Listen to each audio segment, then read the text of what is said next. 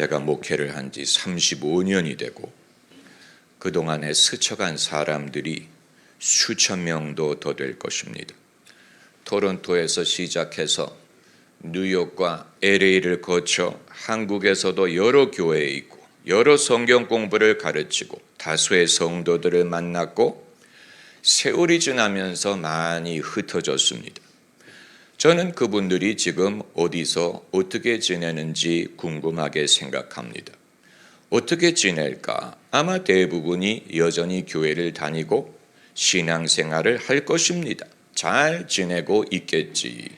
그러면서 스치는 생각이 내가 반드시 그들을 목회하지 않더라도 잘 교회를 다니고 있을 거야. 세상에 교회는 많고 가르칠 사람은 많고 다들 신앙생활을 잘 하고 있겠지. 내가 굳이 간섭할 필요가 뭐가 있겠어. 그러나 여러분 그렇게 생각을 한다면 여기 계신 여러분을 제가 반드시 목회를 해드려야 한다고 생각할 필요도 없는 것입니다. 왜냐하면 이 세상에 다닐 교회는 많고 가르칠 사람은 많고 하나님의 손에 맡기면 되지 않겠느냐라는 생각을 할 수도 있는 것입니다. 그러나 그건 무책임한 생각이고 그건 사실이 아니고 믿음을 결여한 것입니다. 여러분 자녀가 오랜만에 자녀를 만날 때 자녀가 유학을 갔든 군대를 갔든 떨어져 있다가 돌아왔을 때 지켜보면 그동안에 달라져 있는 것을 발견하실 때가 있을 것입니다. 저희 어머님도 가끔 그런 말씀을 하셨어요. 제가 떠나 있다가 토론토 집에 돌아가면 가끔 어머니가 말씀하시기를 그동안에 네가 버릇이 달라졌다. 나쁜 버릇을 배웠다. 그동안에 달라졌다. 이런 말씀을 하실 때가 있었는데 어느 성도님이 자신의 딸이 고등학교 다니는 딸이 짙은 화장을 하고 찍은 사진을 SNS에 올렸는데 그 사진을 보고 뭐라고 말씀하는지 아세요? 이건 내 딸이 아니다 그랬어요. 이건 내가 아는 내 딸이 아닙니다. 여러분 이런 식으로 가까운 데 있는 사람도 세월이 지나는 동안에 내가 알아볼 수 없는 모습으로 변하는 것처럼 느낄 때가 있는 것처럼 오늘 갈라디아서에서 바울이 지적한 것이 바로 그것입니다. 갈라디아 교회는 바울이 세운 교회예요. 바울이 교회를 세우고 바울은 사도기 때문에 여러 곳에 다니면서 복음을 전하느라 떠나가 있었는데 시간이 많이 지난 게 아니에요.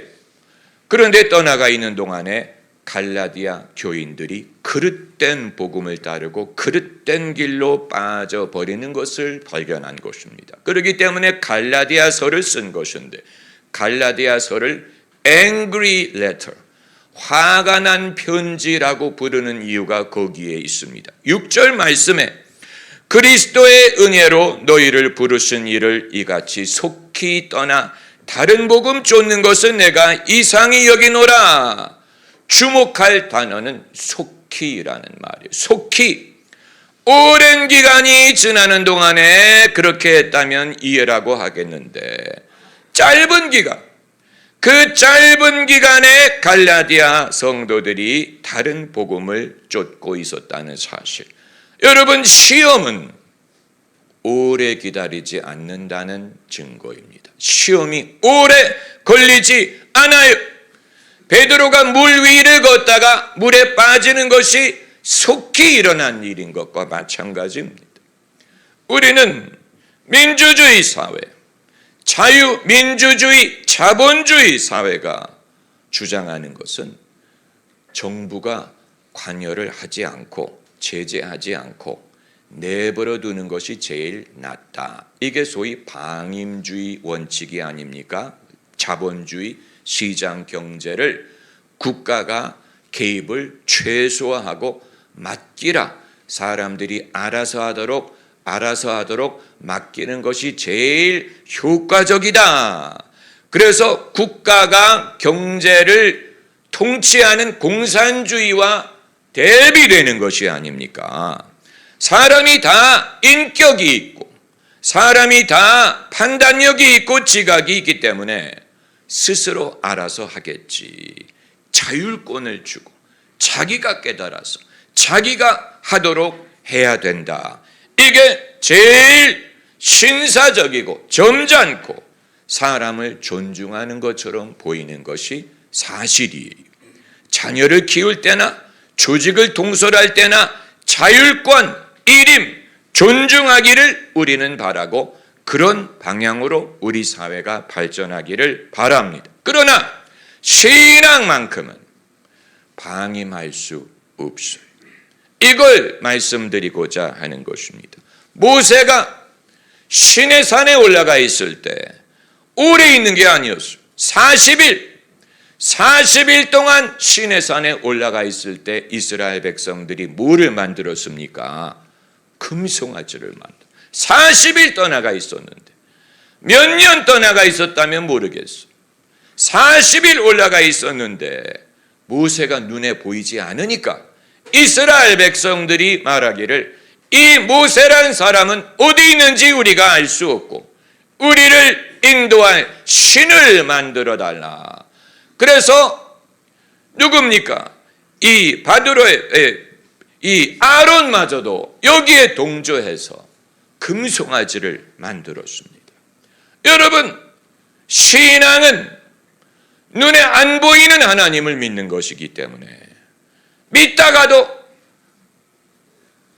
시험에 빠지는 것, 의심하는 것은 이건 순간이에요.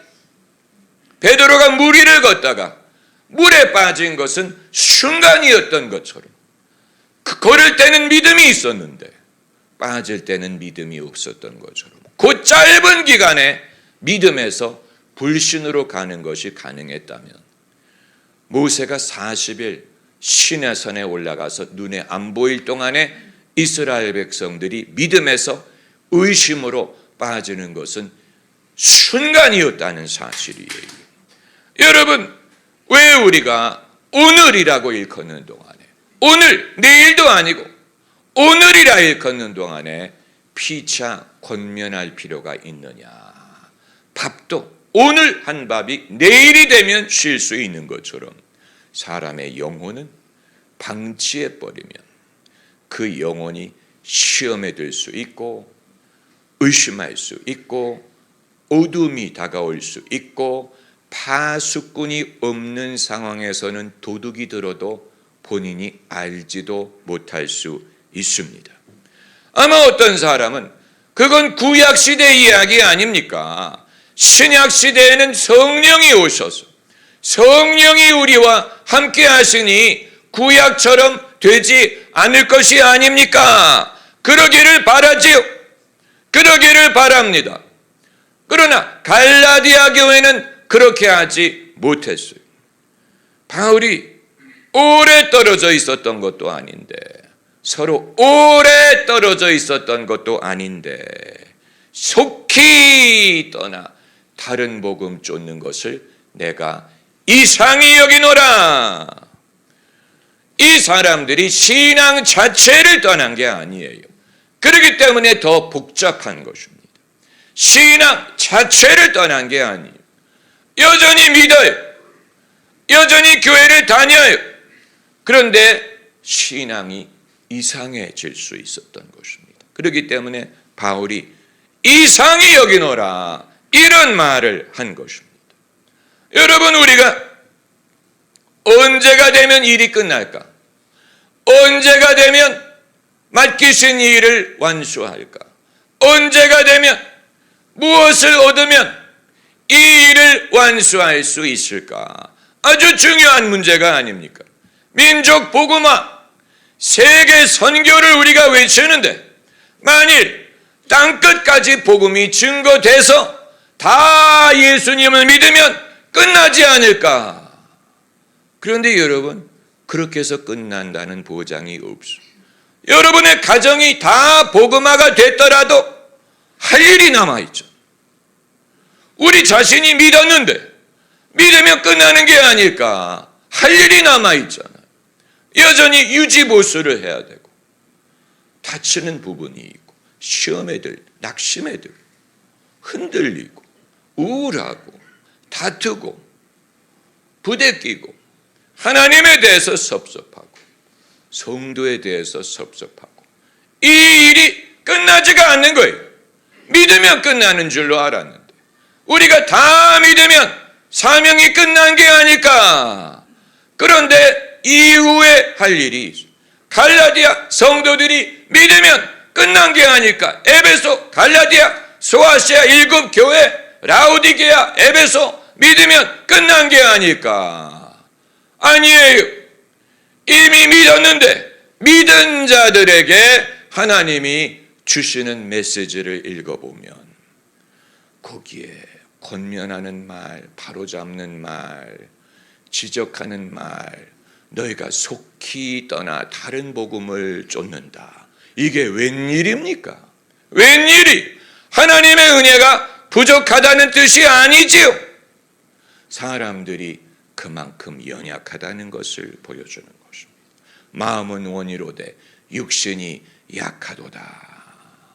그렇기 때문에 파수꾼이 필요하고 목회자가 필요하고 목자가 필요하고 권면하는 사람이 필요하고 서로가 서로에게 이 역할을 할 필요가 있습니다. 할렐루야. 저희 처가댁에 친척들이 많아요. 저희 집은 캐나다에 오래 가 있었기 때문에 가족들 간의 유대가 많이 멀어졌지만 집사람은 삼촌, 사촌, 육촌들끼리 서로 왕래하고 한 번은 가족 모임이 있어서 여러 명이 모였는데 저에게 예배를 인도해 달라고 부탁을 한 적이 있습니다. 그래서 제가 예배를 인도하고 설교를 하는데 거기 참석한 분들이 다 교회와 관계가 있는 분들이, 다 교회 다니는 분들이. 그런데 제가 예배를 인도하면서 느낀 것이 보살피지 않은 정원처럼 느껴졌어요. 잡초가 무성한 것 같았어요. 신앙이 멀어지고 뜨거움을 상실하고 영혼이 허전하구나. 이분들의 영혼이 허전한 것을 느꼈어요. 누군가가 보살피지 않는 것 같다. 방임한 것 같다. 내버려둔 것 같다. 잡초가 무성한 것처럼 느껴졌어요. 하나님을 안 믿는 게 아니에요. 그러나 하나님과 가깝지 않아요. 기도를 안 하는 게 아닌데 기도에 믿음을 잃어버린 것 같아요. 하나님을 의지하지 않는 게 아닌데 선한 것이 하나님에게 임하리라고 기대하지 않는 것 같아요. 여러분 이것을 어떻게 설명할 수 있겠습니까? 믿느냐 안 믿느냐 이 말로 설명할 수 있는 게 아니에요. 다 믿어요. 교회 다녀요. 기도할 거예요. 그러나 기대하지 않고 가깝지 않고 뜨겁지 않고 신실하지 않고 허전하고 연약하고 무력하고 여러분 이게 웬일입니까? 누군가가 보살필 필요가 있는데 방임된 것과 같은 것, 영혼을 방임한 것 같은 것, 방조한 것 같은 것, 내버려둔 것 같은 하나님이 우리를 내버려두지 않습니다. 할렐루야. 하나님이 알아서 건사하실 것이 아닙니까? 맞아요. 당신의 신실한 종들을 통해 건사하실 것입니다. 바울이 갈라디아 교회에 편지를 했으니 망정이지 만일 내버려뒀다면 이 갈라디아 성도들이 어떤 오류에 빠졌을지 우리는 상상할 수 없는 것과 마찬가지. 바울이 그들을 체근할 필요가 있었어. 그들의 상태를 점검할 필요가 있어. 오늘이라 걷는 동안에. 왜냐하면 속히 떠나간다고 한 걸 보면 속히 시험에 속히 의심에 빠질 수 있는 베드로처럼 속히 시험에 빠질 수가 있는 것이 인간이기 때문에 여러분도 누군가가 체근해 드려야 되고 저도 누군가가 체근해야 됩니다. 여러분도 권면이 필요하고 저도 권면이 필요하고 우리가 서로 내가 내 형제를 지키는 자니까 이런 말을 하면 안 돼. 내가 내 자매를 지키는 자입니까? 지키는 자 맞아요? 여러분은 지키고 계십니까? 여러분은 누군가를 지키고 계세요? 누가 그걸 할 것이냐? 내가 하지 않으면 누가 하겠어? 바울이 하지 않으면 누가 하겠어? 깨어있는 사람이 해야죠. 바울이 관심이 있기 때문에 편지를 쓸 관심이 있다면, 안부를 물어볼 관심이 있다면, How are you? How are you? How do you do? 이 모든 것이 안부를 묻는 것이 아닙니까? 영적인 안부를 물을 필요가 있어요. 멀리 있는 어느 성도에게 제가 한 번은 안부를 물었더니 그 성도가 하나님이 뭐라고 하세요? 겁을 내는 목사가 그냥 괜히 안부를 물으리라고 생각하지 않은, 제가 무슨 문제가 있습니까? 하나님이 뭐라고 하세요? 저는 그냥 안부를 물은 것인데. 그런데 그 성도가 깨어있는 거예요. 목사님이 안부를 묻는 걸 보니까 내가 뭔가 안부를 물을 필요가 있는 일이 나에게 일어나고 있나. 여러분, 주님이 우리의 마음을 두드리신다고 했는데 볼지어다 내가 문 밖에 서서 문을 두드리노니, 문 밖에 서서 문을 이건 안 믿는 사람에게 하실 말씀이 아니에요. 라우디게아 교회에게 하실 말씀, 믿는 사람에게 주님이 내가 문 밖에 서서 문을 두드린다. 이미 믿는 사람은 내버려 두지 않고 방임만 하지 않고 주님이 문을 두드리시는데 내 음성을 듣고 문을 열면, 음성이 안 들리는데 문을 열 리가 없죠. 내 음성을 듣고 문을 열면 내가 들어가. 할렐루야. 따라해보세요. 주님 들어오세요. 주님 들어오세요. 네, 주님이 들어오셔서 우리와 더불어 먹고 너는 나와 더불어 먹으리라. 여러분, 제가 여러분에게 필요하다고 말씀드리는 게 아니고 신앙은 늘 돌볼 필요가 있다 하는 말씀을 드리는 것입니다. 영혼은 늘 보살펴야 됩니다. 잘하고 있겠지라고 방임할 수 없이, 공부는 스스로 할 수 있을 거예요. 직장 스스로 할 수 있을 거예요. 가족을 돌보는 일 스스로 할 수 있을 거예요. 그러나 신앙과 영혼만큼은 그냥 사람이 스스로 하리라는 보장이 없습니다. 파수꾼이 필요합니다. 파수꾼, 막루에 서서 파수를 서는 사람이 있어야 도둑이 들어오지 않습니다. 할렐루야. 시편 127편 1편에 여호와가 성을 지키지 아니하면 파수꾼의 경성함이 허사로다. 하나님이 지키십니다. 우리도 지킬 것입니다. 할렐루야. 할렐루야. 할렐루야. 할렐루야.